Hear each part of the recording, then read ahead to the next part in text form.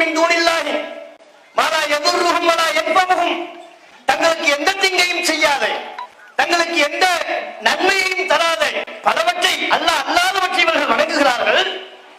ஏப்பா இதையெல்லாம் வணங்குறீங்கன்னு கேட்டா, இங்க போய் ஏன் துவா செய்றீங்க, அங்கே போய் என் குழந்தையை கேட்கிறீர்கள், நோய் நொடியை நீக்குமாறு அங்கே நீங்கள் பிரார்த்தனை செய்ய வேண்டிய அவசியம் என்ன என்று கேட்டால், அவங்க சொல்லக்கூடிய பதில் அல்லாஹ் சுட்டி காட்டுகிறார். ஃபயகூலுன் ஹாஉலாஇ ஷுஃபஆஉனா இன்தல்லாஹ், இந்த லாத்து உஸா போன்றவைகள் எல்லாம் அல்லாஹ்விடத்தில் எங்களுக்கு பரிந்துரை செய்யும், ஷஃபாத்து பண்ணும், எங்களுக்காக துவா செய்யும், எங்களுக்காக அல்லாஹ்விடத்தில் பரிந்துரை செய்யும். இப்படி சொன்னதை தான் அல்லாஹ் ரப்பல் ஆலமீன் ஒருபோதும் அங்கீகரிக்கவில்லை. நீ எதை கேட்பதாக இருந்தாலும் என்னிடத்தில் கேள், உனக்கு என்ன வேண்டுமானாலும் என்னிடத்தில் பிரார்த்தனை செய், இவைகளெல்லாம் என்னிடத்தில் பரிந்துரை செய்யும் என்று நான் சொன்னேன். பரிந்துரை செய்யக்கூடிய ஆற்றல் இருக்கிறதா? நீ சொல்லக்கூடிய கோரிக்கைகளை செவிமடுக்குமா? இவைகள் எதுவும் எந்த ஆற்றலும் அவைகளுக்கு கிடையாது.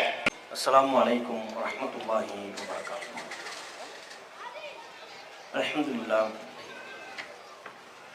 நஹ்மதுஹு வ நஸ்தஈனுஹு வ நஸ்தக்ஃபிருஹு வ நஊது பில்லாஹி மின் ஷுரூரி அன்ஃபுஸினா வ ஸய்யிஆத்தி அஅமாலினா மை யஹ்திஹில்லாஹு ஃபலா முதில்ல லஹு வ மை யுضلل ஃபலா ஹாதிய லஹு வ அஷ்ஹது அன் லா இலாஹா இல்லல்லாஹு வஹ்தஹு லா ஷரீக லஹு வ அஷ்ஹது அன்ன முஹம்மதன் அப்துஹு வ ரசூலுஹு அம்மா பஅத். ரப்பி ஷ்ரஹ் லி ஸத்ரி வ யஸ்ஸிர் லி அம்ரி வஹ்லுல் உக்ததம் மின் லிசானி யஃப்கஹு கவ்லி. கண்ணியத்திற்குரிய எல்லாம் உள்ள அல்லாஹ்வின் நல்லடியார்களே, எல்லாம் உள்ள ஏக இறைவனின் அருள் நம்மை நல்வழிப்படுத்த வந்த நபிகள் நாயகம் ஸல்லல்லாஹு அலைஹி வஸல்லம் அவர்களின் மீதும், அவர்கள் வழி நடந்த அனைத்து நல்லோர் மீதும், இப்பொதுக்கூட்ட நிகழ்ச்சியில பங்கெடுத்திருக்கும் நம் அனைவர் மீதும் என்றென்றும் உண்டாகட்டுமா. அன்புக்குரிய சகோதர சகோதரிகளே, இந்த பொதுக்கூட்ட நிகழ்ச்சியில இணை வைப்பை வேறறுத்த இப்ராஹிம் அலைஹிஸ்ஸலாம் என்கிற தலைப்பு வழங்கப்பட்டிருக்கிறது. இஸ்லாத்தின் தாரக மந்திரம் லா இலாஹ இல்லல்லாஹ் என்கிற ஏகத்துவ கலிமா தான்.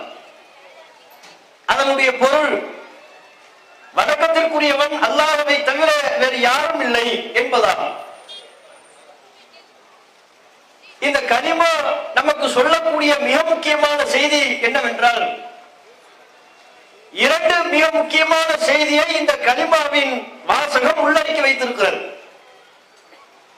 வணக்கத்திற்குரியவன் அல்லாஹ்வை தவிர வேறு யாரும் இல்லை என்றால், முதல் செய்தி முஸ்லிம்கள் அனைவரும் அல்லாஹ்வை மட்டுமே வணங்க வேண்டும். இரண்டாவது செய்தி, அந்த அல்லாஹ்வை தவிர வேறு யாரையும் நாம் வணங்கக்கூடாது.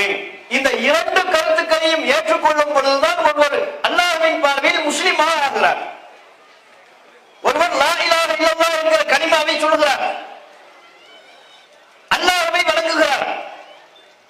ஆனால் அல்லாஹ்வை வணங்குவதோடு அல்லாஹ்வினால் படைக்கப்பட்ட ஏனைய படைப்புகளையும் ஏனைய மனிதர்களையும் கல்லையும் மண்ணையும் தன்னுடைய கண்களில் பார்க்கக்கூடிய அனைத்தையும் கடவுள் தன்மை அவைகளுக்கு இருப்பதாக கருதி வணங்கி வழிபட்டால் அவர் அல்லாஹ்வினுடைய பார்வையில் முஸ்லிமாக ஆக மாட்டார். கலிமாவை சொன்னாலும் அவர் முஸ்லிம் கிடையாது. ஏன்? அல்லாஹ்வை வணங்க வேண்டும் என்பது ஒரு செய்தி, அந்த அல்லாஹ்வை தவிர வேறு யாரையும் வணங்கக்கூடாது. படைத்த இறைவனை தவிர வேறு யாருக்கும் எதற்கும் கடவுள் தன்மை இருப்பதாக, ஒரு மிகப்பெரிய சக்தி இருப்பதாக நம்பக்கூடாது. இதுதான் அடிப்படை. ஒருவர் இந்த கருத்தை ஏற்றுக்கொண்டு தம்முடைய வாழ்வில் நடைமுறைப்படுத்தும் பொழுதுதான் அல்லாஹ்வின் பார்வையில் அவர் முஸ்லிமாக ஆகிறார். இந்த சத்திய கொள்கையை, இந்த ஏகத்துவ கொள்கையை சொல்வதற்குத்தான் நபிகள் நாயகம் ஸல்லல்லாஹு அலைஹி வஸல்லம் அவர்கள் அனுப்பப்பட்டார்கள். அவர்களுக்கு முன்பு எண்ணற்ற இறை தூதர்கள் அனுப்பப்பட்டார்கள். எந்த செய்தியை? அல்லாஹ்வை மட்டும் வணங்க வேண்டும், அல்லாஹ்வை தவிர வேறு யாரையும் வணங்கக்கூடாது, எதையும் வணங்கக்கூடாது. இந்த செய்தியை சேர்த்து சொல்வதற்குத்தான். நீங்கள் மக்காவில் உள்ள இணை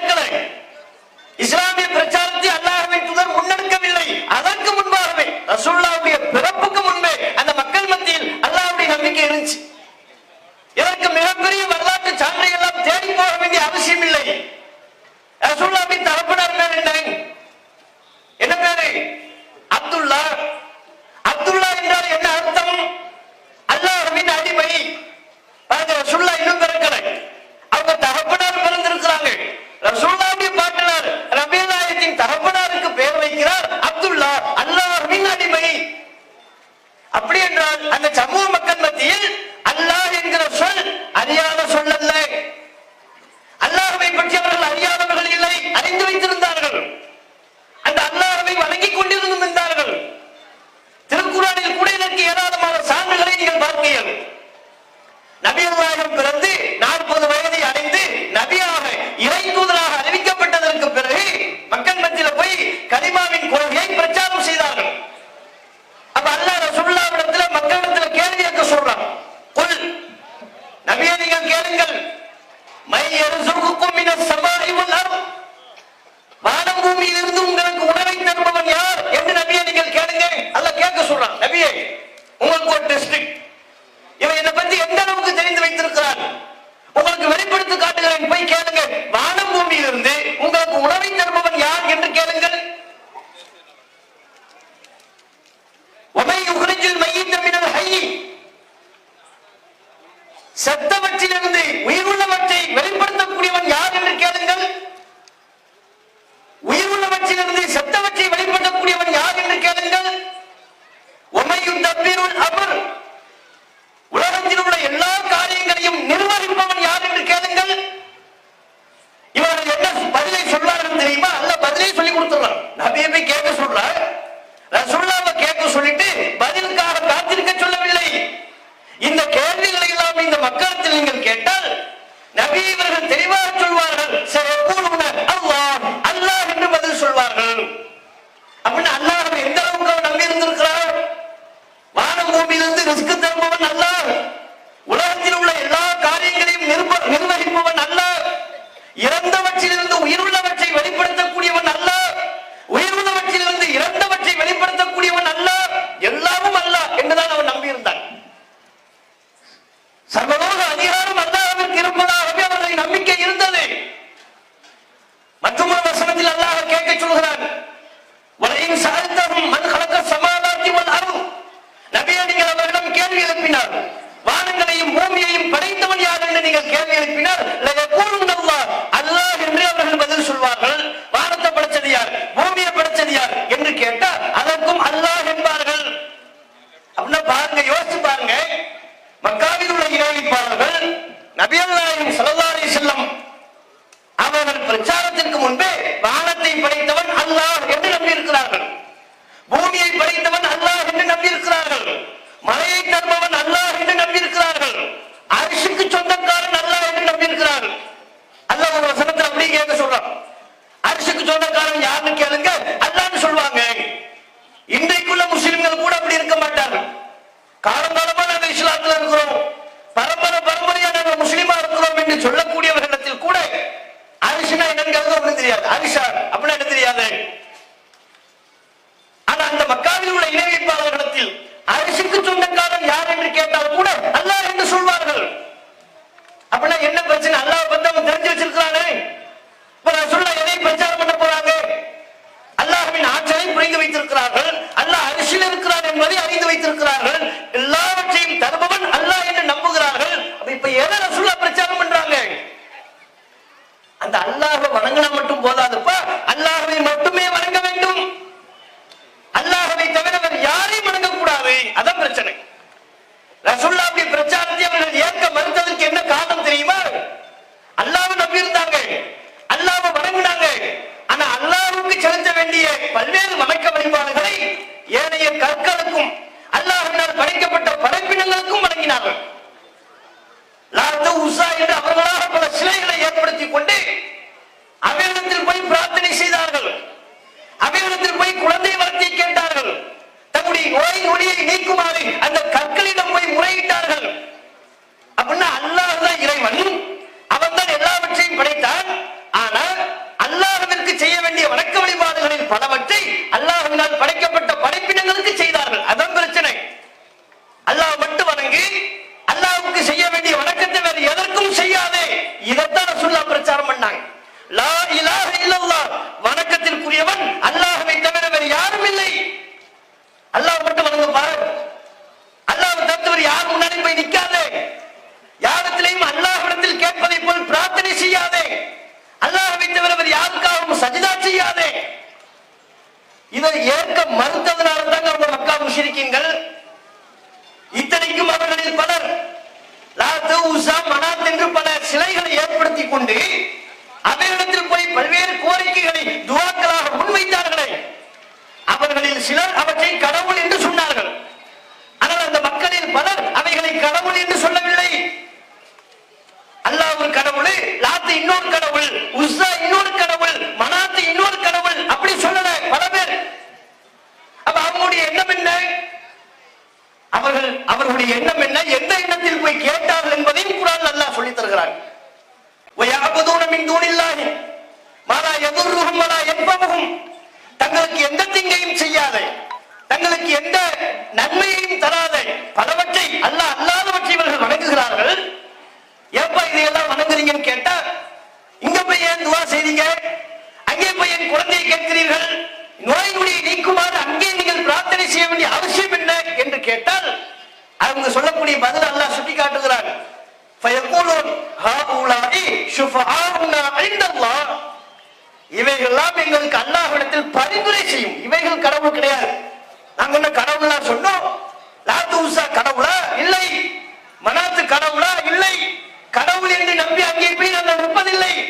அல்லாஹ்விடத்தில் நாங்கள் நேரடியாக கேட்க முடியாது. இந்த சிலைகள் எல்லாம், இந்த லாத்து உஸ்ஸா போன்றவைகள் எல்லாம் அல்லாஹ்விடத்தில் எங்களுக்கு பரிந்துரை செய்யும், ஷஃபாத்து பண்ணும், எங்களுக்காக துவா செய்யும். இன்னும் அவர்களுடைய இன்னும் ஒரு பதிலை அல்லாஹ் குர்ஆனில் சொல்லி காட்டுகிறார். மா நஅபுதுஹும் இல்லா லியுகர்ரிபுனா இலல்லாஹி ஸுல்ஃபா. இவைகளை நாங்கள் வணங்குறதுக்கு என்ன காரணம் தெரியுமா? இவைகளெல்லாம் எங்களை அல்லாஹ்விடத்தில் நெருக்கமாக்கி வைக்கும். எல்லாத்துக்கும் அல்லாஹ்விடமே காரணமா சொன்னாங்க. அல்லாஹ்வுக்கு இணை கற்பிக்கக்கூடிய எல்லா அனாச்சாரங்களையும் செய்துவிட்டு அல்லாஹ்வுக்கு செய்ய வேண்டிய வணக்க வழிபாடுகளை எல்லாம் அங்கே போய் சிலைகளுக்கு முன்னால் செய்து கொண்டு அவங்க சொன்ன பதில் என்ன? இது கடவுள் கிடையாது, இதை நாங்க அல்லாஹ் நம்பல, அல்லாஹ்னு சொல்லல. அல்லாஹ்விடத்தில் எங்களை இவை நெருக்கமாக்கி வைக்கும். எங்களுடைய மௌத்துக்கு பிறகு அல்லது நாங்கள் வாழ்ந்து கொண்டிருக்கிற காலகட்டத்தில் எங்களுக்காக நீங்கள் அல்லாஹ்விடத்தில் பரிந்துரை செய்யும். இப்படி சொன்னதை தான் அல்லாஹ் ரப்பல் ஆலமீன் ஒருபோதும் அங்கீகரிக்கவில்லை. இஸ்லாமுடைய ஏமாற்றுத்தனத்தை அங்கீகரிக்கவில்லை. நீ எதை கேட்பதாக இருந்தாலும் என்னிடத்தில் கேள், உனக்கு என்ன வேண்டுமானாலும் என்னிடத்தில் பிரார்த்தனை செய், இவைகளெல்லாம் என்னிடத்தில் பரிந்துரை செய்யும் என்று நான் சொன்னேனா? பரிந்துரை செய்யக்கூடிய ஆற்றல் இருக்கிறதா? நீ சொல்லக்கூடிய கோரிக்கைகளை செவிமடுக்குமா? இவைகள் எதுவும் எந்த ஆற்றலும் அவைகளுக்கு கிடையாது. இன்னல்லதீன ததுஊன மின் தூனில்லாஹி. அல்லாஹ்வை விட்டுவிட்டு நீங்க யாரை அழைக்கிறீர்களோ அவைகள் அனைவரும் இபாதுல் அம்சாலுக்கும், உங்களை போன்ற அடிமைகள் தான். நீங்க எப்படி எனக்கு அடிமையோ அது மாதிரி அல்லாஹ்வை விட்டுவிட்டு நீ யாரெல்லாம் வணங்கி வழிபடுகிறாயோ எல்லாமே எனக்கு அடிமை. நீ என்னிடத்தில் எந்த நிலையில் இருக்கிறாயோ அதே நிலையில் தான் அவர்களும் இருக்கிறார்கள். அவர்களுக்கு கூடுதல் சக்தி இல்லை.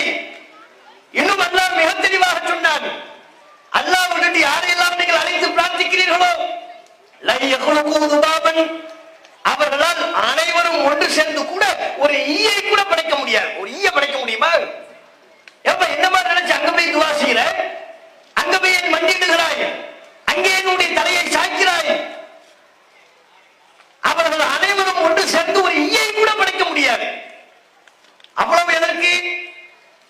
வஇய சுலபுஹும் துபாபு ஷைஅன் லா யஸ்தன்கிதுஹு மின்ஹு.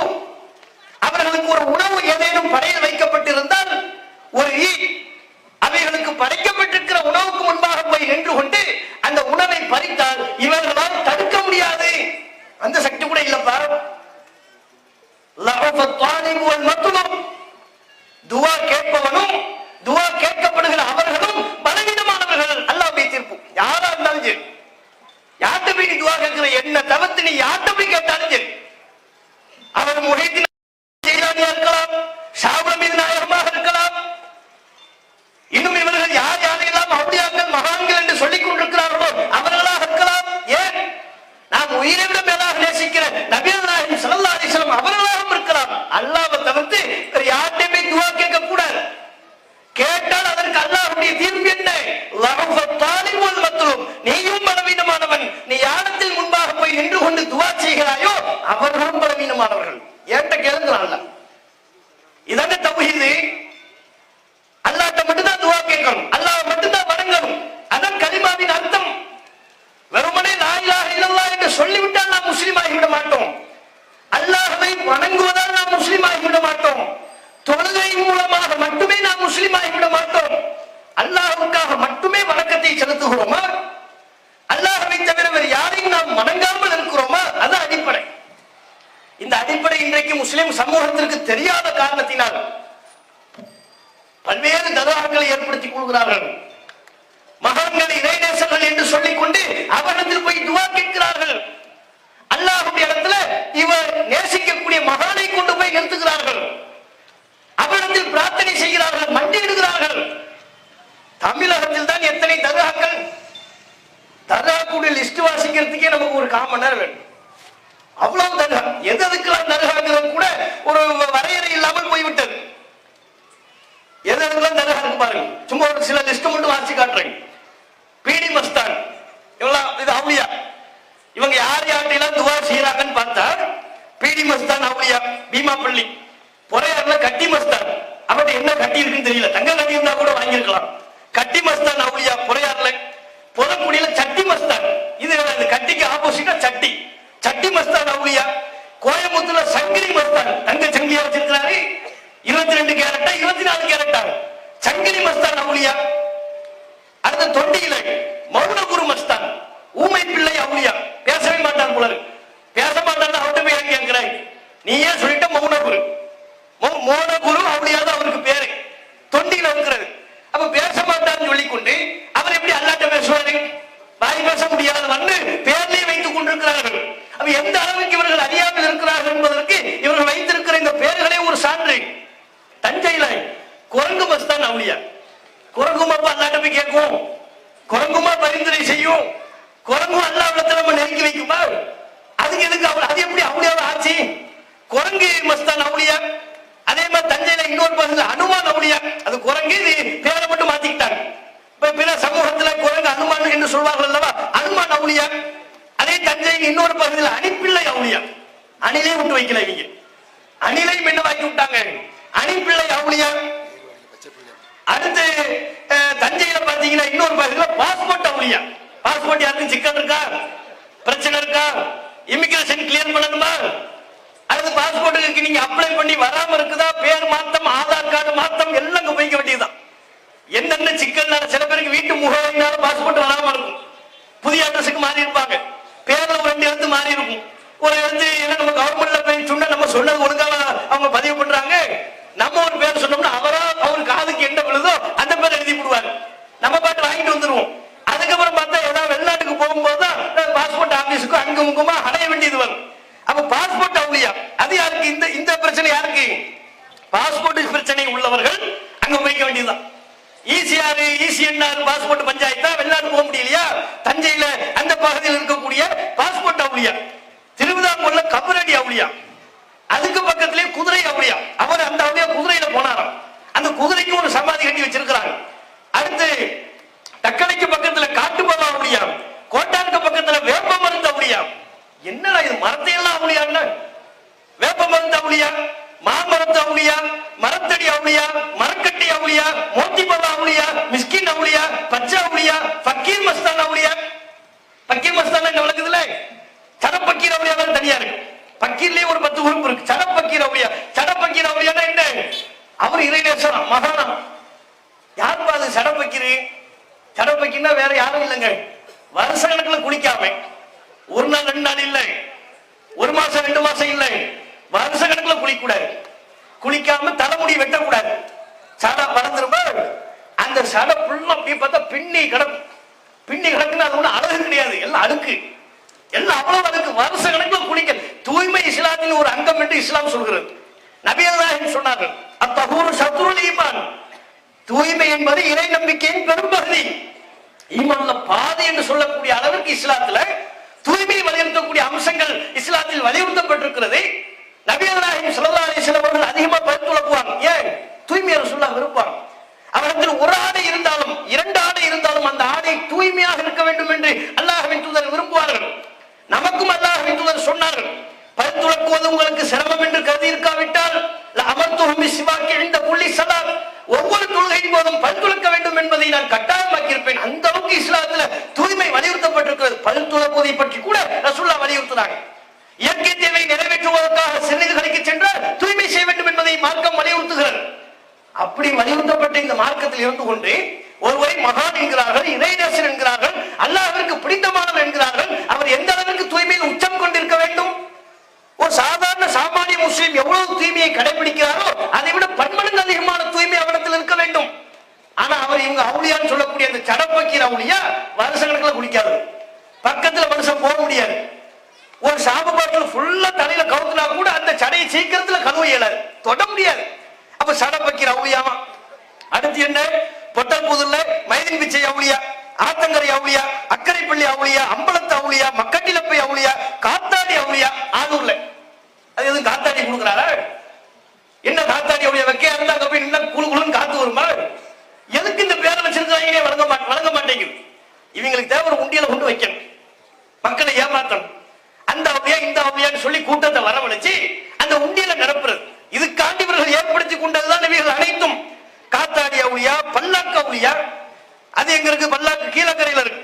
சந்தூக் அவுளியா, காத்துட்டு அவுளியா. காத்துட்டு தான் செல்லாத, காத்துட்டு தான் செல்லாத. அதுக்கு காத்துட்டு அவுளியா என்ன என்ன காரணத்தினால காத்துட்டு அவுளியா? ஹயாத்தி அவுளியா, பிரேக்ஷா அவுளியா, பிரேக் பிடிப்பார் அவரு, பிரேக்ஷா அவுளியா. ஹாஸ் பாபா அவுளியா, கொடிக்கால் பாளையத்தில் கேத்தல் பாபா அவுளியா. கேத்தலே ஒளிஞ்சு வச்சப்பா. இப்போ ஒரு காலத்துல டிஎம் கேத்தல கொண்டு வண்ணம் திட்டும் மொழியான பெயிண்ட் அடிக்க போறாரு. யாருக்கு பெயிண்ட் அடிக்க போறாரு? வண்ணம் திட்டும் அவுளியா. தக்கடி அப்பா அவுளியா. அந்த தக்கடி அப்பா அவுளியாவுக்கு என்னன்னு சொன்னா புலி பாம்பு கிட்ட இருந்து வந்து காப்பாற்றக்கூடிய ஸ்பெஷலிஸ்டா. புலி வருது, திடீர்னு கூட்டத்துல புலி வந்துருச்சுன்னு வைங்க, இந்த நம்பிக்கை இப்படி. இப்ப தக்கடி அப்பா அவுளியா கூட்டம்னா புலிகிட்ட இருந்து நம்ம எஸ்கேப் ஆயிடலாம். என்ன கதை, என்ன ஒரு கற்பனை. காட்டாணி அவுளியா, கப்டா சாஹிப் அவுளியா. கப்டா சாஹிப்பா, என்ன கப்டா சாஹிப்னு தெரியல. அப்ப இவ்வளவு இருக்கிறது. அது போக ஏர்வாடியில பார்த்தா கல்பிச்சை, பச்சை பிள்ளை அவுளியா, அம்மா அவுளியா என்று ஏகப்பட்டது. இப்ப இங்க நம்ம கவனிக்க வேண்டியது என்னன்னு சொன்னா, இவ்வளவு இருக்குது. இது இஸ்லாமா? இது இஸ்லாத்துல உள்ளதா? இவ்வளவு அவுளியாக்கள் என்று சொல்லிக் கொண்டு, மகான்கள் என்று சொல்லிக் கொண்டு இவர்களின் பெயரால் தர்காக்களை ஏற்படுத்தி அங்கே போய் நீங்கள் இவரிடத்தில் கேட்பது என்ன? குழந்தை தாங்கன்னு கேட்கிறார், நோய் நொடி நீக்குமாறு கேட்கிறார்கள், தங்களுக்கு ஏற்பட்டிருக்கிற துன்பம் அகல வேண்டும் என்று கேட்கிறார்கள். எப்படி அவர்கள் நிறைவேற்றி தருவார்கள்? அந்த சக்தி அவர்களுக்கு இருக்கா? அப்ப முதல் நாம புரியும், அல்லாஹ்வை மட்டும், லா இலாஹ இல்லல்லாஹ் என்றால் அல்லாஹ்வை மட்டுமே வணங்க வேண்டும். அல்லாஹ்வை தவிர வேறு யாரையும் வணங்கி வழிபடக்கூடாது. வணக்கம் என்று வரக்கூடிய எதனையும், அது தொழுகையாக இருக்கலாம், அறுத்து பலியிடுதலாக இருக்கலாம், நேர்ச்சையாக இருக்கலாம், துவாவாக இருக்கலாம். துவாவெல்லாம் ஒரு சிறந்த வணக்கம். இத்தகைய வணக்கங்கள் எதனையும் அல்லாஹ்வை தவிர வேறு யாருக்கும் நாம் போய் செலுத்தக்கூடாது. அப்ப முஸ்லிம்கள், தமிழகத்தில் உள்ள முஸ்லிம்கள் இந்த அடிப்படையை புரிந்து கொண்டு செயல்படுகிறார்களா? இப்போது நாம் வாசித்த இந்த தர்காக்களின் பட்டியல்கள், இறைநேசன் மகான் என்று சொல்லப்படுபவர்களின் பட்டியலை எதை உணர்த்துகிறது? இஸ்லாத்தின் அடிப்படையே முஸ்லிம்களுக்கு தெரியல. அல்லாஹ்ட்ட கேட்பதற்கு பதிலாக அல்லாஹ் அல்லாஹ்விட்ட போய் கேட்கிறாங்க. நாங்க யாரும் இவர்களை திட்ட வேண்டும் என்பது நம்முடைய நோக்கம் அல்ல. உண்மையிலே அவர்கள் மகான்களாக இருந்தால் அதற்குரிய கூலியை அல்லாஹ்விடத்தில் பெறுவார்கள். கண்டிப்பாக அவர்கள் பெற வேண்டும். மகான்களை மதிக்க வேண்டும், நேசிக்க வேண்டும். யார் மகான் என்பது நமக்கு தெரியுமா? உண்மையில் அவர்கள் மகான்களாகவே இருந்தாலும் அவனத்தில் போய் நாம போய் பிரார்த்தனை செய்யலாமா? இது கூடாது என்பதுதான் தௌஹீத் ஜமாஅத்தினுடைய மிக முக்கியமான பிரச்சாரம். அப்ப இந்த பிரச்சாரத்தை நாம் செய்கின்ற பொழுது மக்கள் என்ன நினைக்கிறார்கள்? இவங்க ஒரு புதுசா ஒரு கொள்கை சொல்றாங்க. காலகாலமா நம்ம முன்னோர்கள் தர்காவுக்கு போய் அங்கதான துவா செய்து கொண்டிருந்தார்கள், அது என்ன இவர்கள் கூடாது என்கிறார்கள் என்று நம்ம மீது ஒரு காழ்ப்புணர்வோடு, வெறுப்புணர்வு பார்வையோடு, அறியாமையின் காரணத்தினால் பார்க்கிறார்கள். ஆனா நீங்க பாத்தீங்கன்னா இன்றைக்கு உள்ள காலகட்டங்கள்ல இந்த சத்தியம் பல்வேறு வகையில் வெளிவருகிறது. எப்படி வெளிவருகிறது?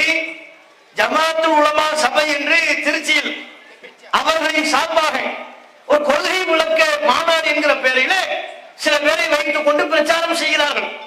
ஜமாத்துல் உலமானா யாரு? அவங்க தௌஹீத் ஜமாத்துக்காரர்களா அல்லது தமிழகத்தில் வஹாபிகள் என்கிற பெயரை எடுத்தவர்களா? கிடையாது. நேர ஆப்போசிட்டா தௌஹீத் ஜமாத்தின் சார்பாக நம்ம என்ன கொள்கையை பிரச்சாரம் பண்றோமோ பல விஷயங்களில் அதற்கு நேர் எதிரான கொள்கையை சொல்பவர்கள். ஆனால் அந்த ஜமாத்துல் உலமா சபையின் சார்பாக ஒரு கேள்வி ஒண்ணு கேட்கப்படுகிறது. தர்காக்கள்ல போய் துவா செய்யலாமா அப்படின்னு கேள்வி.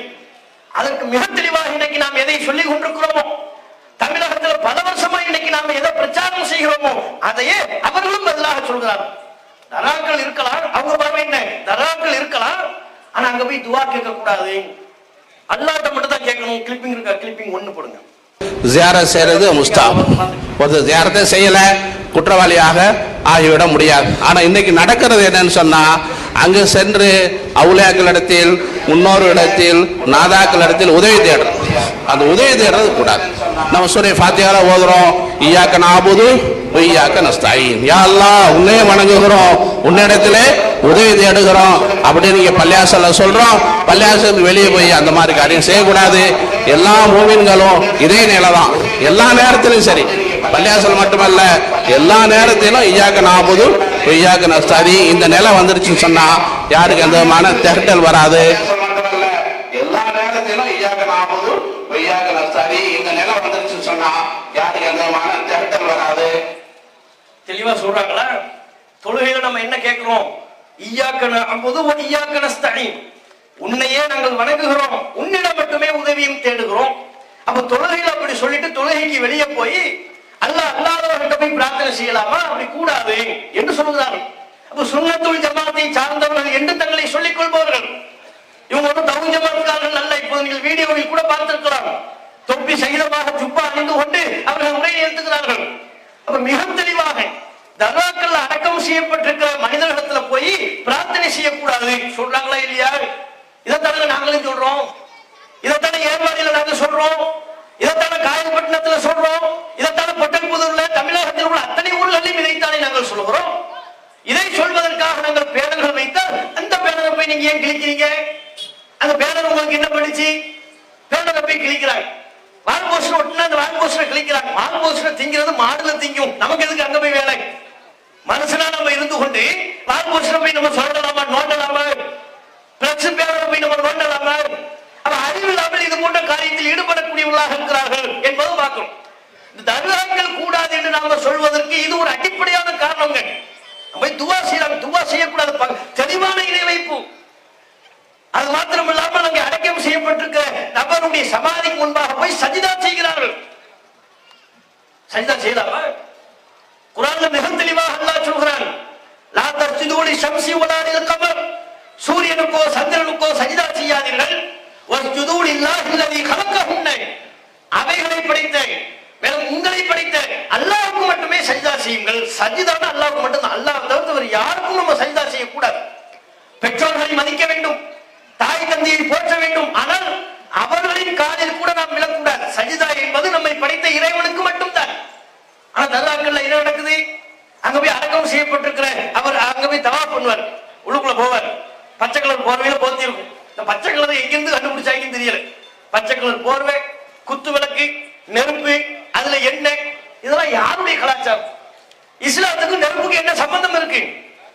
குர்ஆன் எங்கேயாவது நமக்கு நெருப்பை போற்ற வேண்டும் என்று சொல்கிறதா? நபிகள் நாயகம் நெருப்பை போற்ற வேண்டும், அதை தொட்டு கன்னத்தில் ஒத்தமிட வேண்டும் என்று சொல்கிறதா? நபிகள் நாயகம் சொன்னாங்களா? தர்காக்களுக்கு போய் பார்த்திருக்கீங்களா இல்லையா? பொட்டல்புதூர் தர்காவுல, இன்னும் பல்வேறு ஊர்கள்ல உள்ள தர்காக்கள்ல பார்த்தா ஒரு குத்து விளக்கு நெருப்பு எரிஞ்சுக்கிட்டு இருக்கும். அதுல எண்ணெய் ஒரு போகும்போது வெளியே ஒரு 10 ரூபாய் 20 ரூபாய்க்கு ஒரு எண்ணெய் வேற ஒருத்தர் வித்துக்கிட்டு இருப்பார். அதை வாங்கி அந்த குத்து விளக்குல ஊத்தணும். நெருப்பு பட்டு நெருப்புல அந்த எண்ணெய் சூடா இருக்குமா, அப்படியே கண்ணை மூடி ஏதோ முணுமுணுப்பார், அது எண்ணெயை தொட்டு கழுத்துல தேய்க்கிறது. இது யாருப்பா இதை சொல்லி தந்தா? இது எப்படிப்பா இஸ்லாமா? இஸ்லாம் நெருப்பை வணங்கக்கூடிய கூட்டத்தை கண்டிக்கிறது. நெருப்பு நம்மை படைக்கவில்லை, அது அல்லாஹ்வினால் படைக்கப்பட்ட ஒரு படைப்பு, அவ்வளவுதான். நாம் எப்படி இறைவனின் ஒரு படைப்போ அதுபோல்தான் வானம் பூமி அனைத்தும், கல்லு மண்ணு மரம் நெருப்பு எல்லாரும் இறைவனின் படைப்புகள். படைப்புகளை எப்படி வணங்கலாம்? படைப்புகளை நீங்கள் போய் புனிதம் என்று எப்படி நீங்கள் அதனை முத்தமிடலாம்? கண்ணில் போய் நீங்கள் ஆராதிக்கலாம்? ஒரு முஸ்லீம் செய்யக்கூடிய செயலா? அது சமாதிக்கு பச்சை பூர்வை போத்தி ஒரு 4 பக்கமும் நடந்து வர மாதிரி தவாப் பண்ற மாதிரி ஒரு இடம் விட்டுருவாங்க. நம்ம தாய்மார்கள் சொல்ல வேண்டியது எதுக்கு சுத்துறாங்கன்னே தெரியாது. தலையில முக்காடு போட்டு அப்படியே போவாங்க. இங்க இருந்து அங்க ஒரு சொத்து, திரும்ப இங்க ஒரு சொத்து, அங்க ஒரு சொத்து, வரும்போது நெருப்பை தொட்டு அந்த எண்ணெயை கழுத்துல தேய்ச்சிட்டு பேரப்பிள்ளையை கூட கொண்டு போயிருப்பாங்க. அவன் கழுத்துலையும் தேய்ச்சி அவன் போகும்போது படபடப்பா போவான், வரும்போது என்ன பூசண முகமா வெளியே வருவான். எதுக்கு இதை பண்றோம் நம்ம? இதுல அனாச்சாரம் இல்லையா? இஸ்லாத்திற்கு புறம்பான செயல் இல்லையா? இந்த தர்காவுல கந்தூரி கொண்டாட்டங்கள் ஈடுபடுகிறார்கள். அந்த கந்தூரி கொண்டாட்டங்கள்ல பாருங்க, இஸ்லாத்திற்கு துளியும் சம்பந்தம் இல்லாதவை எல்லாம். கந்தூரியில யானை வருது. யானை ஏன் வருது? இஸ்லாத்துக்கு யானைக்கு என்னங்க சம்பந்தம்? அது ஏன் நம்ம கந்தூரி கொண்டாட்டத்துல யானை ஏன் வந்து பங்கெடுக்கிறது? யானையை வைத்தவர்கள் செய்யக்கூடிய அலப்பறை, அந்த யானையின் மீது நம்முடைய பிள்ளைகளை ஏற்றுவது பறக்கணும். அந்த யானையில கொடி, அவுளியாவினுடைய கொடி போகுது. அதனால அந்த யானை இப்ப என்னவா ஆகிவிடுகிறது? பறக்கத்தாயிரும். யானை மட்டும் பறக்கத்தில்லை, யானை பறக்கத்துங்கிறதுனால தான் பிள்ளைகள் அந்த யானையெல்லாம் போகும்போது சின்ன பிள்ளைகளை ஏற்றி விடுவாங்க. நாங்கெல்லாம் குழந்தையா இருக்கும், நம்ம எல்லாம் யானை ஏற்றி விடத்தான் செஞ்சாங்க. பொட்டல் புது யானையில பலமுறை ஏறி இருக்கும், பயமா இருக்கும், அழுகையா இருக்கும். அதெல்லாம் பாக்குறதே இல்லை, ஏற்றி விட்டுருவாங்க. கொலகார பாவிகள் போல செயல்படுவார்கள். பச்சில குழந்தை அழுதுகிட்டு இருக்கும். யானை மேல ஏறினா தான் உனக்கு கல்வி வரும். அது எப்படி வரும்? யானை மேல ஏற்றி விடுறது. இன்னும் சில பேரை பாத்தீங்கன்னா யானை மேல ஏத்தி அது கவட்ட வழியா குழந்தைய கொண்டு வருவாங்க. இது என்னடா இது புதுசா இருக்குது, அதுக்கு கவட்ட வழியா குழந்தையை தூக்கி கொண்டு வர்றாங்க. இப்ப பாருங்க, ஒரு யானை கிளிப்பிங் கூட இருக்கு. கிளிப்பிங் நட்டு போடுங்க, டிவி உள்ளவங்க அதை பார்த்துக்குங்க. வணக்கம், சிறந்த வணக்கம். சவுண்ட் கொஞ்சம் ஆடியோ சொல்ல குறைச்சிங்க, ஆடியோ சொல்ல குறைச்சிங்க. கந்தூரி நடக்குதுன்னு வந்துட போறாங்க. சமன் ஆடியோ வேண்டாம். கந்தூரி யானை வந்துருச்சு போல இருக்கு. முன்னாடி வந்து யானையாச்சு மறுபடியும் எதுக்கு வந்து கிளம்பி வந்துடக்கூடாது. அப்ப யானையை கூட்டு வந்து மேல தானம், இதெல்லாம் இஸ்லாமா? இது இஸ்லாமான்னு தான் நாங்க கேட்கிறோம். உங்கள் மீது உள்ள நல்லெண்ணத்தின் பேர்ல தான் கேட்கிறோம். இஸ்லாம்ல நாங்களும் வர்றோம், யானை மேல நாங்களும் ஏறுறோம். ஏறி உட்கார்ந்து எங்க கொஞ்சம் இடம் தாங்க யானையில, நீங்க முன்னால பாருங்க, நாங்க பின்னால பாத்துக்கிறோம். இஸ்லாமா இருக்குமே யானை. அப்ப யானையை ஒரு ஊர்வலம் என்று சொல்லிக் கொண்டு அதை ஊர்வலப்படுத்துகிறார்கள். அதற்கு மேல் சிறுவர்கள் ஏற்றுகிறார்கள். சிறுவர்கள் ஏற்றின வீடியோ பாத்தீங்களா? சிறுவர்கள் ஏற்றுகிறார்கள். அது யானை பறக்கத்தாயிருந்தா அதனால. அது போக தெருமுழுக்க யானை நடந்து போய்கிட்டு இருக்கும். போகும்போதுதான் இவங்க வாழைப்பழம் கொடுப்பாங்க, தர்பூசணி கொடுப்பாங்க, பூசணிக்காய் கொடுப்பாங்க. அது மேல படத்துல ரொம்ப அநியாயம். இவங்க அவங்க குடிக்கிற கருப்படி சாவையும் சேர்த்து கொடுக்குறது. இது யானை தாகமா இருக்கும்ல, ஒரு சொம்பு சாயா போட்டு வந்து வாயில ஊத்துறது. என்னென்ன இவன் என்னென்ன சாப்பிடறானோ எல்லாத்தையும் கொடுக்குறது. கொடுத்து அது போகும்போது பார்த்தா அது மரம் கழித்து விட்டே செல்லும், சாணி போட்டுக்கிட்டே போகும். வீட்டில் உள்ள பெரியவங்க சொல்லுவாங்க, போய் அந்த சாணியை போய் மிதி. அது ஏன்பா மிதிக்கணும்? அதை மிதிச்சா கல்வி வரும். அதை மிதிச்சா ஏன் கல்வி வருது? அதுல என்ன கல்விக்குரிய அம்சம் எந்த அம்சத்துல இருக்கு? கல்விக்குரிய புரோட்டீன் எதுவும் அதுல இருக்கா? கல்விக்குரிய தாது பொருட்கள் எதுவும் அந்த சாணியத்துல கலந்து இருக்கிறதா? யானை சாணியை மிதிக்கணுமோ? மிதிப்பார்கள். சிறுவர்கள் எல்லாம் போய் யானை சாணியை மிதிக்க சொல்வாங்க. அப்ப இவர்கள் நம்ம எந்த அளவுக்கு மூளைச்சலவை செய்து ஒரு அறியாமல் இருக்க வைத்து இஸ்லாம் என்றால் என்னவென்றே தெரியாத அளவுக்கு நம்மை ஏமாற்றி வைத்திருக்கிறார்கள். இது இஸ்லாமா தான் நாங்க கேட்கிறோம். நான் கேட்கறது என்ன, இது இஸ்லாமா? யானை சாணியை மிதிக்கிறது இஸ்லாமா? யானைக்கு பின்னால ஊர்வலமா போறது இஸ்லாமா? சுன்னத் ஜமாத் என்று தங்களை சொல்லிக் கொள்ளக்கூடிய ஒரு ஆலிம் சார்ட்ட கேட்டாங்க. ஆலிம் சார், நம்ம தர்கா கந்தூரி கொண்டாட்டத்துக்கு யானையை நம்ம ஏன் கூட்டு வர்றோம் அப்படின்னு கேட்டா, நம்ம இப்படி இது போன்ற பிரச்சாரத்தின் வாயிலாக தெரிந்து கொண்டு இஸ்லாத்துக்கு யானைக்கும் சம்பந்தம் இல்லையே, அது ஏன் நம்ம கந்தூரி கொண்டாட்டத்துல வருதுன்னு ஒரு ஆலிம் சார்ட்ட கேள்வி. அவர் சொன்னார் பாருங்க, எல்லாரும் அசர் வைக்கிற மாதிரி ஒரு பதில். அது ஏன் தெரியுமா? தர்காவில் அடக்கம் செய்யப்பட்டிருக்கிற நம்ம மகான் அவர் எழுந்தருள போகிறார். அவர் பேரில் ஒரு கந்தூரி கொண்டாட்டம் நடைபெற இருக்கிறது. அந்த செய்தி எல்லா மக்களையும் போய் சென்றடைய வேண்டுமா இல்லையா? எல்லோருடைய கவனத்தையும் ஈர்க்க வேண்டுமா இல்லையா? அதற்கு இது போன்ற ஒரு யானை, ஒரு பெரிய உருவத்திலான பிராணி.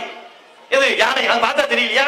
ஒரு பெரிய உருவத்திலான பிராணி. யானையை நாம் தெருவில் இழுத்து செல்வோமே ஆனால் மக்கள் எல்லாம் வந்து பார்ப்பார்கள். அந்த யானை அந்த அவுளியாவை ஞாபகப்படுத்தும். நல்லா ஞாபகப்படுத்துச்சு யானை. இது போன்று வனவிலங்குகளை அழைத்து சென்றால் அது மகான்களை நினைவுபடுத்துமா, மக்களின் கவனத்தை ஈர்க்குமா. ஆகையினால் அந்த மக்கள் எல்லாம் வந்து ஆஹா யானை வந்து விட்டது, மகானுக்கான கந்தூரி கொண்டாட்டம் துவங்கி விட்டது, அதில் போய் நாம் பங்கெடுக்க வேண்டும் என்று துடிப்போடு வருவார்களாம். சரிப்பா, யானையை பார்த்தா வருவாங்கன்னு சொல்றல, இப்ப யானை பழசாயிருச்சு, நிறைய பேர் வர்றதில்லை. சிங்கத்தை ஒரு நாள் கூட்டுவாங்களா? எல்லாரும் வாங்கல வெளியே. தர்கா கந்தூரி கொண்டாட்டங்கிற பேர்ல சிங்கத்தை ஒரு தடவை அப்படி தெருவில் கூட்டுவாங்க. எல்லாம் வருவாங்க பயந்து அடிச்சுக்கிட்டு. ஆஹா, சிங்கத்திடத்துல இருந்து காப்பாத்துறதுக்கு கண்டிப்பா நம்ம இந்த மகாட்ட போய் அவங்க வருவாங்கல்ல. இவங்களுக்கு எது வசதியா இருக்கும் அந்த பிராணியை கூட்டு வருது. யானைனா வசூல் பண்ணதுக்கு ஏசா இருக்குல்ல, ஒரு பூனையை வச்சு வசூல் பண்ணிக்கிறார். யானைனா தொம்பிக்கு அசால்ட்டா நீட்டி விடுகிறது, வசூல் பண்ணுவதற்கு ஏதுவாக இருக்கிறது. அப்ப இது போன்று இஸ்லாத்திற்கு சம்பந்தம் இல்லாத காரியங்களை எல்லாம் இஸ்லாம் என்று நம்மை நம்ப வைக்கிறார்கள். மேலதாளங்கள், இன்னிசை கச்சேரிகள். நபிகள் நாயகம் ஸல்லல்லாஹு அலைஹி வஸல்லம் அவர்கள் இசை ஹராம் என்று சொன்னார்கள்.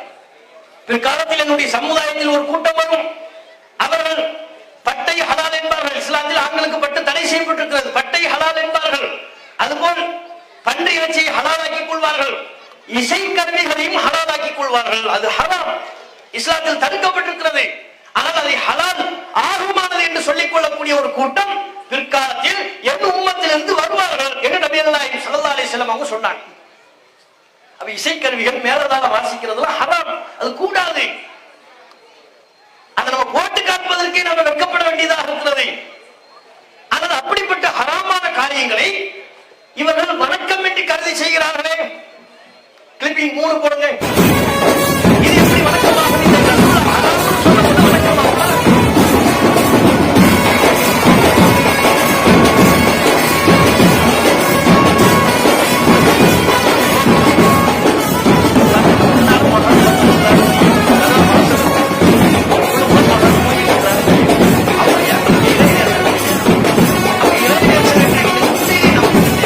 அவர்களுக்கு முன்னால் இப்படிப்பட்ட கூத்து கும்மாளம் போடலாமா?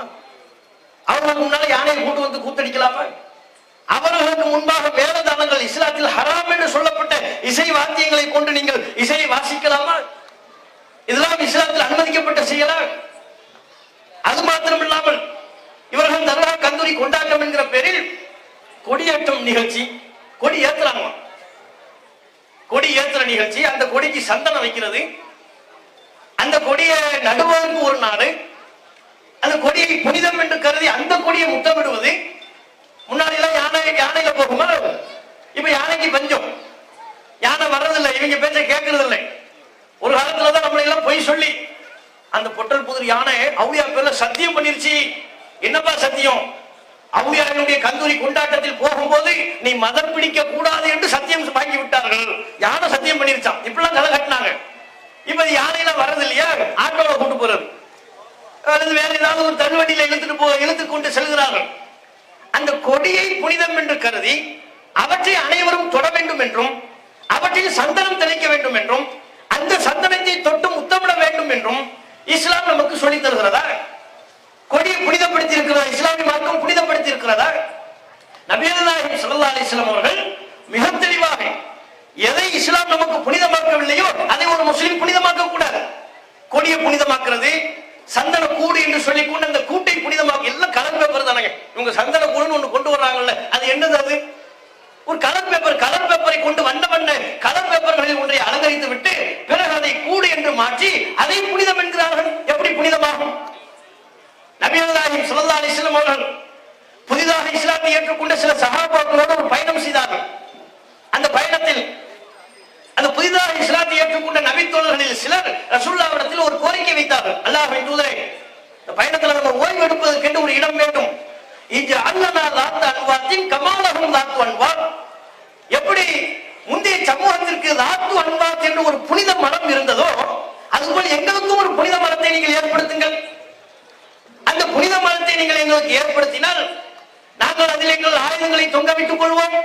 அந்த மரத்தின் கீழே நாங்கள் ஓய்வு பெறுவோம், நிழல் பெறுவோம். எங்களுக்கு ஒரு மரத்தை புனிதமாக்கி தாங்கன்னு கேட்டாங்க. முந்தைய சமுதாய தளத்துல அவர்கள் ஒரு மரத்தை புனிதமாக்கி கொண்டார்கள். அல்லாஹ் புனிதமாக்கலை, அவர்களாக தவறாக செய்து கொண்டார்கள். அது மாதிரி எங்களுக்கு ஒரு புனித மரம் வேணும்னா அப்ப நபிகள் நாயகம் ஸல்லல்லாஹு அலைஹி வஸல்லம் அவங்க சொன்னாங்க, இது என்ன கோரிக்கை? இது அபத்தமான கோரிக்கை இல்லையா? அறிவீனமான கோரிக்கை இல்லையா? நீங்கள் முந்தைய சமுதாயத்தை பார்த்து பார்த்து அவர்களின் வழியே பயணிப்பீர்களா? அவர்கள் ஒரு பாம்பின் பொந்துக்குள்ளே நுழைந்து விட்டால் கூட நீங்களும் அந்த பொந்துக்குள்ளே நுழைந்து விடுவீர்களா? ஒரு உடுப்பின் பொந்துக்குள் அவர்கள் நுழைந்து விட்டால் கூட நீங்கள் அந்த பொந்துக்குள்ளே நுழைந்து கொள்வீர்களா? இது சரியில்லை, இந்த கோரிக்கை சரியில்லை. இஸ்ரவேல் சமுதாயம் மூசா அலைஹிஸ்ஸலாம் அவர்களிடம் ஏழை சமூகத்தை பார்த்துவிட்டு அவர்களுக்கு பல கடவுள்கள் இருந்ததை போல எங்களுக்கும் பல கடவுள்கள் வேண்டும் என்றார்கள். அது அவங்களுக்கு மட்டும் பல கடவுள், எங்களுக்கு மட்டும் ஒரு கடவுளா? எங்களுக்கும் பல கடவுளை தாங்கன்னு அறியாமையில் கேட்டார்கள். அதுபோல் அல்லவா உங்கள் கோரிக்கை இருக்கிறது. அல்லாஹ் எதனை புனிதப்படுத்தி இருக்கிறானோ அதான் புனிதம். இந்த கருத்தை நபிகள் நாயகம் ஸல்லல்லாஹு அலைஹி வஸல்லம் அவர்கள் தெளிவுபடுத்தினார்கள். அப்ப நம்ம பார்க்க வேண்டியது என்ன?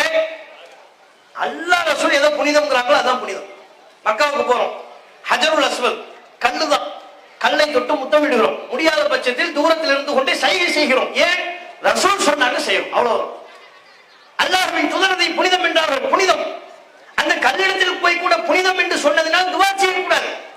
யாரேனும் ஒருவர் இங்கிருந்து சென்று ஹஜ்ருல் அஸ்வத் கல்லில் போய் துவா செய்வார்கள், அவர் இஸ்லாத்தின் வரம்பை மீறிவிட்டார். இஸ்லாம் எதை புனிதம் என்று சொல்கிறதோ, அந்த புனிதத்திற்கு என்ன மதிப்பும் மரியாதையை வழங்க வேண்டும் என்று சொல்கிறதோ அந்த மதிப்பு மரியாதையை வழங்கணும். ஹஜ்ருல் அஸ்வத் கல்லு புனிதம், அந்த புனிதமிக்க கல்லை தொட்டு முத்தமிட வேண்டும், அவ்வளவுதான், முடிஞ்சு போச்சு.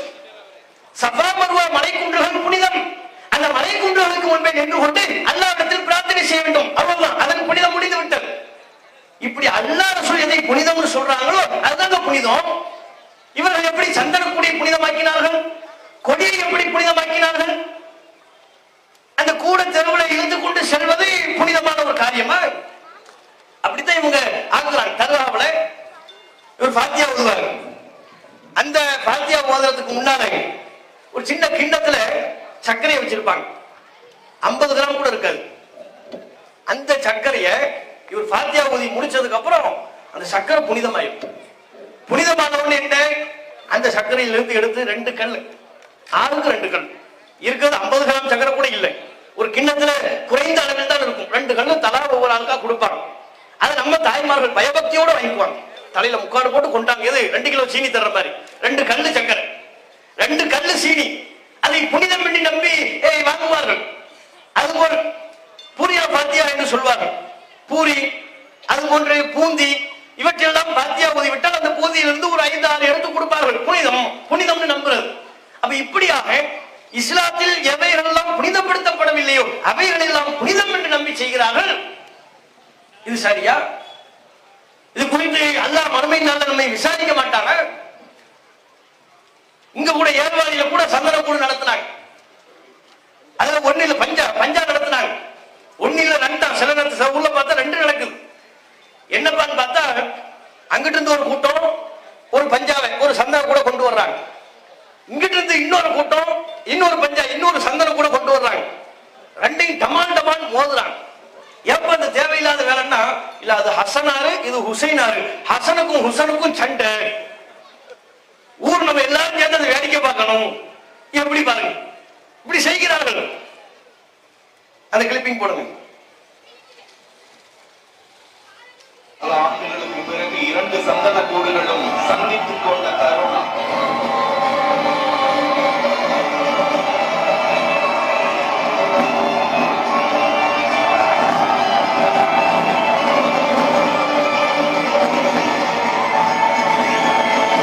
இஸ்லாமியர்கள் மட்டுமில்லை. இது வணக்கமா? 2 சந்தன கூட கொண்டு வர்றாங்க, அது 2யும் இடிக்கிறாங்க, விசில் அடிக்கிறாங்க. ஒரு குரூப் இளைஞர்கள் எல்லாம் சுத்தி கொண்டு விசில் அடிக்கிறார்கள், பூக்களை அதன் மீது தூவுகிறார்கள், ஆடுகிறார்கள். அதற்கு முன்பாக இளைஞர்கள் ஆடுகிறார்கள். இப்படி ஒரு சமுதாயம் உருவாவதற்கு நாம் அனுமதிக்கலாமா? இந்த கேளிக்கைகளையும் கூத்துக்கள் இருந்தாலே அவர்களை நாம் மீட்டெடுக்க வேண்டும். சினிமா தியேட்டருக்கு முன்பாக இளைஞர்கள் எவற்றையெல்லாம் செய்து கொண்டிருக்கிறார்களோ அவற்றையெல்லாம் இவர்கள் நடத்தக்கூடிய கந்தூரி கொண்டாட்டங்களில் செய்கிறார்கள். ஆடல் பாடல் இன்னிசை கச்சேரிகள் நடைபெறுகிறது. அதுதான் இங்கே தர்காக்கள் கந்தூரி கொண்டாட்டத்தின் பேரால் நடைபெறுகிறது. அவுலியாக்களின் பேரால் செய்கிறார்கள், மகான்களின் பேரால் செய்கிறார்கள். எந்த அளவிற்கு ஒரு அருவருப்பு! உண்மையிலேயே நீங்கள் எந்த மகான்களின் பேரால் இப்படிப்பட்ட கந்தூரி கொண்டாட்டங்களில் ஈடுபடுகிறீர்களோ அந்த மகான்கள் அவர்கள் மறைவானவற்றை அறிபவர்கள் அல்ல. இறந்து விட்டதற்கு பிறகு அவர்கள் எதையும் செவியேற்க மாட்டார்கள். ஆனால் அவர்களுக்கு தெரிந்தால் இது இஸ்லாத்தில் இல்லை என்று அவர்களே சொல்வார்கள். அவர்களின் பேரால் நீங்கள் கூத்தடித்துக் கொண்டு, அவர்களின் பேரால் ஆடல் பாடல்களை நடத்தி கொண்டு பட்டாசுகளை வெடிக்க செய்கிறார்கள். இஸ்லாத்தில் தீங்கு விளையும் என்று தடுக்கப்பட்டிருக்கிற காரியங்கள் எல்லாம் ஈடுபட்டு விட்டு மகான்களின் பேரால் என்று அவற்றை புனிதம் என்று நியாயப்படுத்துகிறீர்களே, இது சரியா? இது முறையா? இந்த கொண்டாட்டத்தில் ஈடுபடுவதற்கு கோர்ட்டு வரையிலும் நீதிமன்றம் வரையிலும் சென்று பொருளாதாரத்தை செலவழிக்கிறீர்கள். இங்குள்ள மக்கள் இதெல்லாம் உள்ள அனாச்சாரத்தை எல்லாம் அறிந்து கொண்டு இதெல்லாம் வேண்டாம், இளைஞர்களை நல்வழிப்படுத்துவோம், தூய இஸ்லாமிய கொள்கை நோக்கி அழைப்போம், இஸ்லாம் எதை சொல்கிறதோ அதை செய்வோம் என்று இளைஞர்களை நல்வழிப்படுத்துவதற்கு இங்குள்ள பலரும் முயற்சி செய்கிறார்கள். அப்போ ஒரு கட்டத்தில் நீதிமன்றத்தில் கோர்ட்ல போய் அது தடையாகிவிட்டது. பல வருஷமா நடக்கல. நீதிமன்றம் வரையிலையும் போய் அதுக்கு பல போராட்டங்களை செஞ்சு பொருளாதாரத்தை செலவு பண்ணி ஆற்றல்களை விரயம் செய்து அவர் என்ன சொல்றாரு, நீதிபதியை சொல்றாரு, மேலதாளத்தோடு அவர் அரங்கேற்றுவதற்குரிய உரிமை இருக்கும் என்றால் அவற்றை அனாச்சாரம் என்று கண்டிக்கக்கூடிய உரிமையும் அனைவருக்கும் உண்டு. இது தப்பு, இது எங்க ஊர்ல வேண்டாம் என்று சொல்லக்கூடிய உரிமையும் அவர்களுக்கு இருக்கிறது. இது எதுக்கு இந்த தேவையில்லாத பொருளாதார செலவு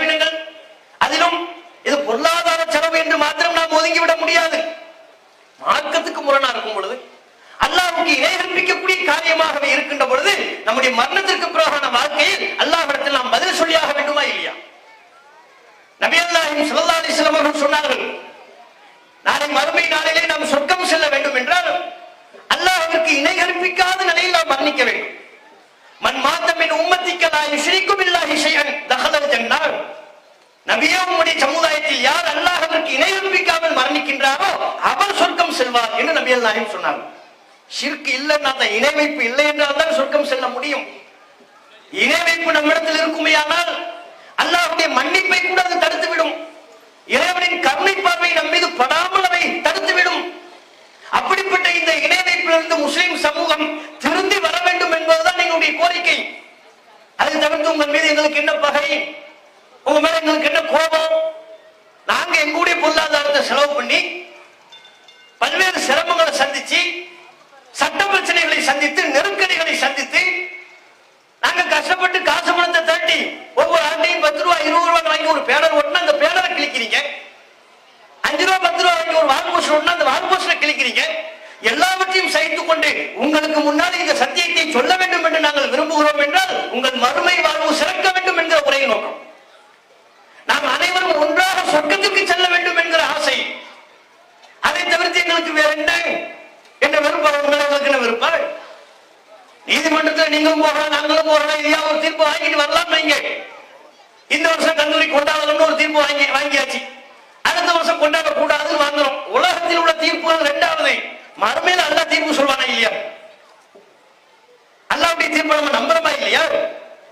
அல்லாஹ்வின் தீர்ப்பை உறுதியாக நாம் நம்பக்கூடியவர்களாக இருப்போமே ஆனால் இஸ்லாத்தின் பேரால் நாம் செய்யக்கூடிய இந்த அத்தனை அனாச்சாரங்களுக்கும் நாம் பதில் சொல்லியாகும்.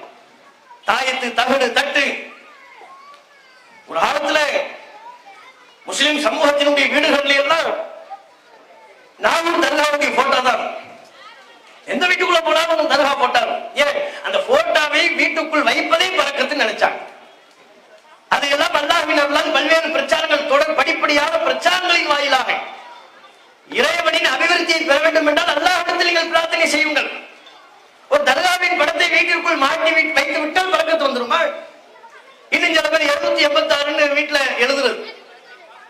பொருளாதாரம் இல்லைன்னா இவரே ஒரு குச்சியால் எழுதிடுவார். 786 வீட்டுக்கு முன்னாடி எழுதிடுவார். கொஞ்சம் காசு இருந்துச்சுன்னா பெயிண்டால் எழுதிடுவார். கூடுதல் காசு இருந்துச்சுன்னா கிரில் கம்பி ஆர்டர் பண்ணும் போதே 786 ஒரு கிரில் கம்பி தாங்கன்றுவார். ஜன்னல் கம்பிலையோ நிலை கம்பிகளையோ 786 கிரில் கம்பிலேயே இருக்கும். அப்ப நம்ம சொன்னோம் 786 இஸ்லாத்துல இல்லை, அந்த நம்பருக்கு ஒரு புனிதம் கிடையாது. அந்த 786 வீட்டுக்குள்ள வந்தா வீட்டுக்குள்ள இருக்குமே ஆனால் அது வராது, இது வராது, முசீபத்து வராது. யாரு சொன்னா? ரசூலுல்லாஹ் சொன்னாங்களா?